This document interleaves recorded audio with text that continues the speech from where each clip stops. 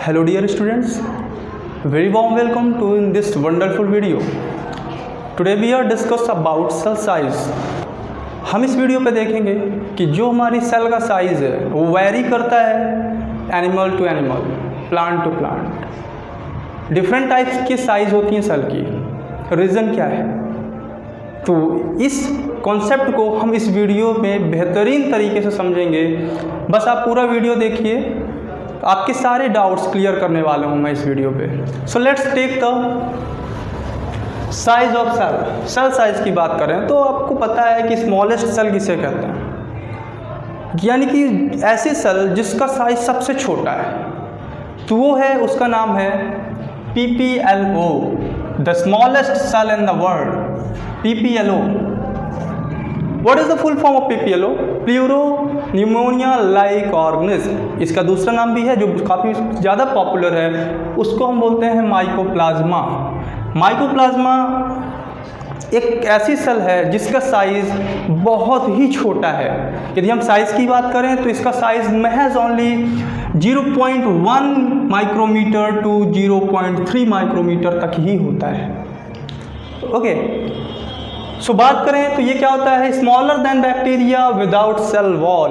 तो माइकोप्लाज्मा के पास सेल वॉल नहीं होती है और ये बैक्टीरिया से छोटा होता है। हम नॉर्मल जानते हैं कि बैक्टीरिया सबसे छोटा होता है, लेकिन बैक्टीरिया से भी छोटा माइकोप्लाज्मा होता है। ठीक है, तो यहाँ पे हम देखें तो smaller than bacteria without cell wall. And next point is smallest cell with cell wall जो है वो है बैक्टीरिया। यानी कि यदि हम बात करें कि विदाउट सेल वॉल सबसे छोटी सेल है तो वो माइकोप्लाज्मा। यदि हम बात करें कि सेल वॉल के साथ में कौन सी सबसे छोटी सेल कहलाएगी तो वो है bacteria. I hope so concept clear होगा। तो यहाँ पे एक चीज़ और भी आपको ध्यान देना है कि वायरस, माइकोप्लाज्मा और बैक्टीरिया ये आपस में क्या है, थोड़ी सी बात पे डिफरेंस करता है।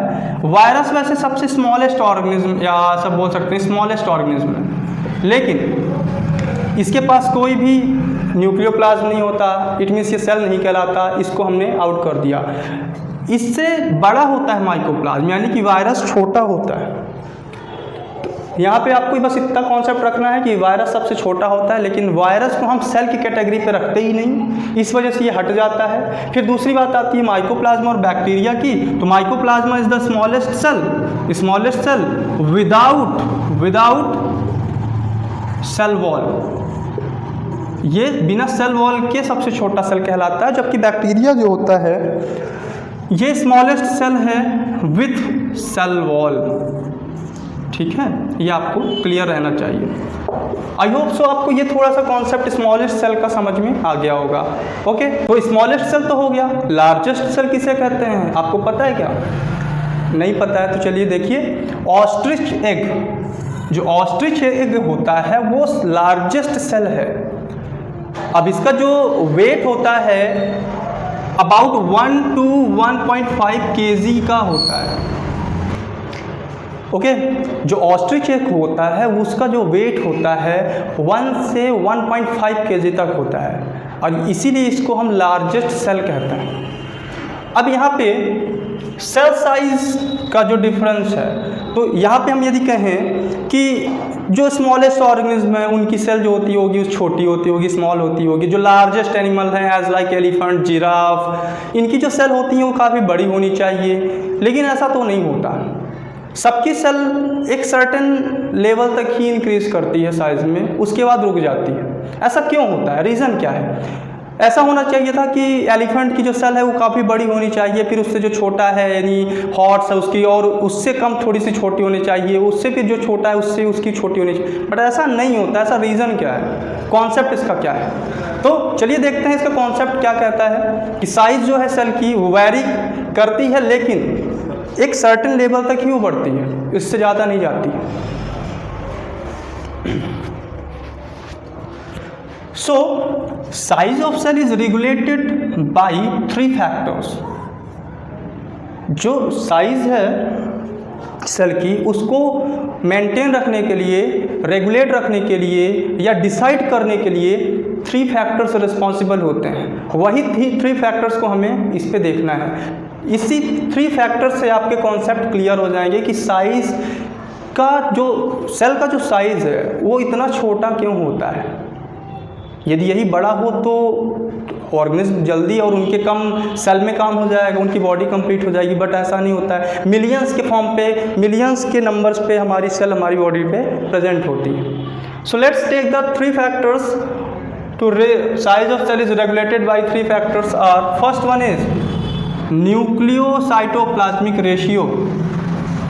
न्यूक्लियोसाइटोप्लाज्मिक रेशियो मतलब कहने का कि जो सेल है, सेल के अंदर 2 चीज़ें क्या है हमारे पास, न्यूक्लियस है और साइटोप्लाज्म है। इसका जो रेशियो है ये हमारे सेल के लिए मेन रोल प्ले करता है। यदि इसका रेशियो सही है,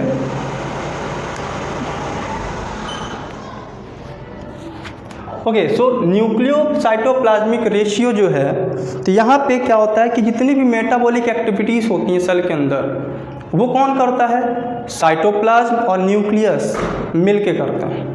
यदि इनका रेशियो गड़बड़ हुआ, थोड़ा सा अनबैलेंस हुआ, तो मेटाबॉलिक एक्टिविटीज़ जो होती हैं, it means catabolic reactions, anabolic reactions, ये अफेक्ट हो जाएंगी और सेल प्रॉपर वर्क नहीं कर पाएगी। अपना न्यूट्रिशन, अपना ग्रोथ, मल्टीप्लिकेशन, डिवीजन, ये सब अफेक्टेड हो जाएंगे।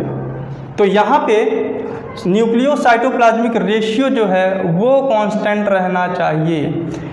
समझ गए आप कि न्यूक्लियस को सभी तरह के एक्टिविटीज़ पे फोकस करना पड़ता है। यदि साइटोप्लाज्म, बात समझिएगा ये क्या कहलाता है, यदि साइज की बात करें, ये सेल है हमारी, ये न्यूक्लियस है, ये हमारे सेल के अंदर fill up cytoplasm, this is the nucleus और दिस इज द साइटोप्लाज्म।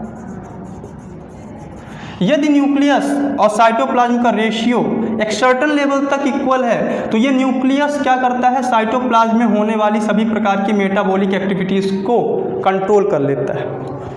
लेकिन यदि सेल का साइज बढ़ता है, सरफेस एरिया यदि हम सेल का बढ़ा दें, तो साइटोप्लाज्म का जो क्वांटिटी है वो बढ़ जाएगा और न्यूक्लियस फिर कवर अप नहीं कर पाएगा। न्यूक्लियस साइटोप्लाज्म में होने वाली जितनी भी मेटाबॉलिक एक्टिविटीज़ हैं उनमें कंट्रोल नहीं रख पाएगा। सो ये ज़रूरी है कि एक सर्टेन लिमिट तक सेल की साइज़ बढ़े और उसके बाद वो रुक जाए, और ऐसा होता भी है।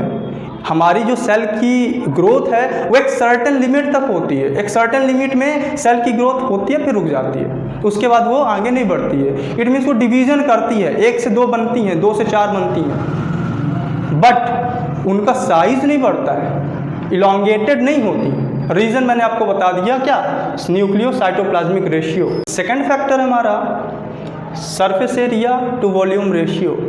ये क्या कहता है, इसका मतलब क्या है कि जो सेल है, सेल के पास कितनी सतह है और उसके अंदर कितना वॉल्यूम यानी साइटोप्लाज्म का क्वांटिटी है, इसका रेशियो क्या है। इसके रेशियो के अकॉर्डिंग हमारी सेल की साइज़ रेगुलेट होगी। यानी कि यदि हम सेल का सरफेस एरिया बढ़ाते हैं, यदि हम सेल का सरफेस एरिया बढ़ाते हैं तो इसका सरफेस एरिया भी बढ़ेगा और वॉल्यूम भी बढ़ जाएगा। लेकिन surface area to volume ratio वो घट जाएगा।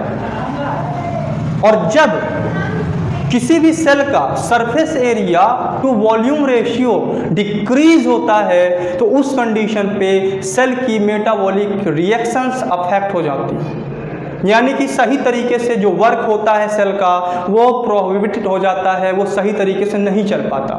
इस वजह से जो हमारी सेल का surface area to volume ratio है वो एक लिमिट तक होता है।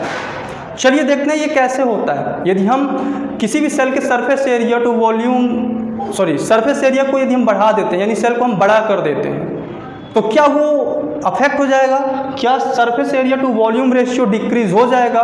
बस इसी की बात हम चलेंगे। ये थोड़ा सा मैथमेटिकल एक्सप्रेशन के थ्रू आपको समझ में आएगा कि कंडीशंस कैसे डेवलप होती हैं। Okay, see the concept. This is the cell, we are draw a single cell, means एक क्यूब है आपका जो सामने आपको दिख रहा है, यानी कि इसका जो हाइट है, विड्थ है वो इक्वल है। मीन्स इसकी जो आप बोल सकते हैं this is the height, this is the wideness, ठीक है, दिस इज़ द थिकनेस। तो इस तरह से हम 3 पॉइंट देखते हैं। तो ये चारों तरफ से, यानी कि कोई भी एक एज ले लेंगे, कोई भी एक साइड ले लेंगे, वो इक्वल है 1 सेंटीमीटर है। तो इस कंडीशन पे इसका सरफेस एरिया और इसका सरफेस एरिया और वॉल्यूम कितना होगा वो देखते हैं। देखिए, तो एरिया का जो फॉर्मूला होता है, यदि हम एरिया निकालेंगे तो कैसे निकालेंगे, length into breadth into 6 side, ठीक है, length into breadth into 6 side. तो हम देखें तो इसकी लेंथ भी क्या है 1 सेंटीमीटर है, ब्रेड्थ भी क्या है 1 सेंटीमीटर है और साइड 6 हैं। तो इसलिए इसका जब हम एरिया निकालेंगे तो इसका एरिया आएगा 6 सेंटीमीटर स्क्वायर। और इसी तरह से यदि हम वॉल्यूम निकालें तो वॉल्यूम निकालने का जो फॉर्मूला होता है वो होता है length into breadth into height. तो यहाँ पे हम तीनों को रख देंगे तो 1 into 1 into 1 equal to 1 centimetre cube. Okay, यदि हम रेशियो की बात करें, एरिया और वॉल्यूम का जो रेशियो होगा, ratio of area and volume equal to 6:1। यहाँ पे यदि सेल का साइज 1 सेंटीमीटर है सिर्फ, तो जो हमारा रेशियो है एरिया और वॉल्यूम का वो देखिए कितना है 6:1। चलिए दूसरी कंडीशन डेवलप करते हैं समझने के लिए। दूसरी कंडीशन पे भी एक सेल हम देखते हैं। एक सेल ले लिया हमने,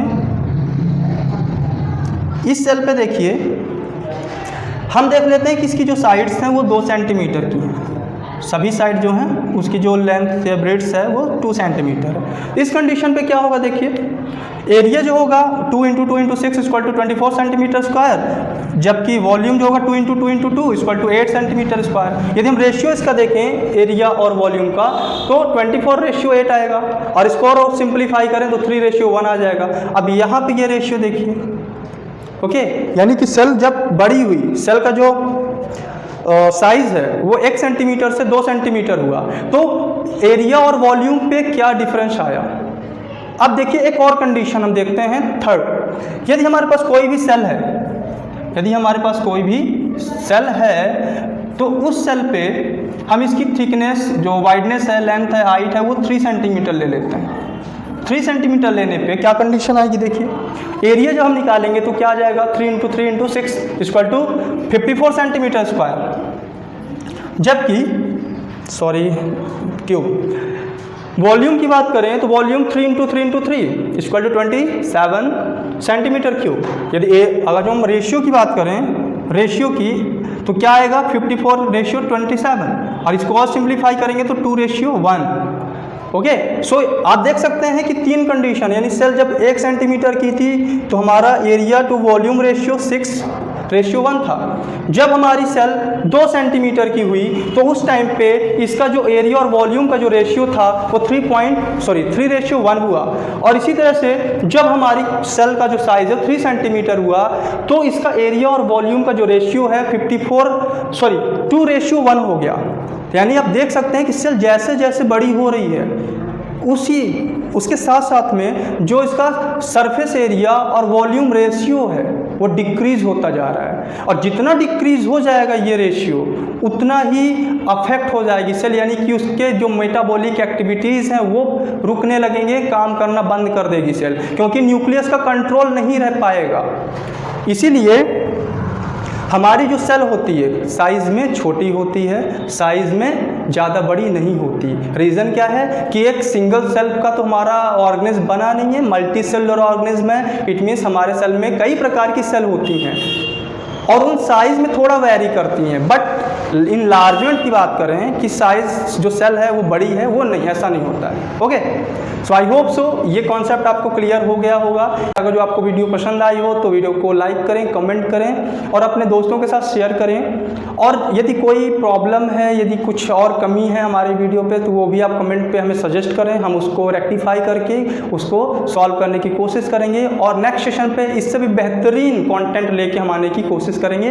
ओके, सो इसी के साथ में चैनल को लाइक और सब्सक्राइब भी कर लीजिएगा और साथ में बेल आइकॉन को भी प्रेस कर लीजिएगा। हो सकता है कि बेल आइकॉन प्रेस आप ना करें तो नेक्स्ट वीडियो जब भी हम अपलोड करें तो वो आपसे मिस हो जाए। तो चलते हैं, मिलते हैं नेक्स्ट वीडियो पे। Thank you so much for listening to me. Okay.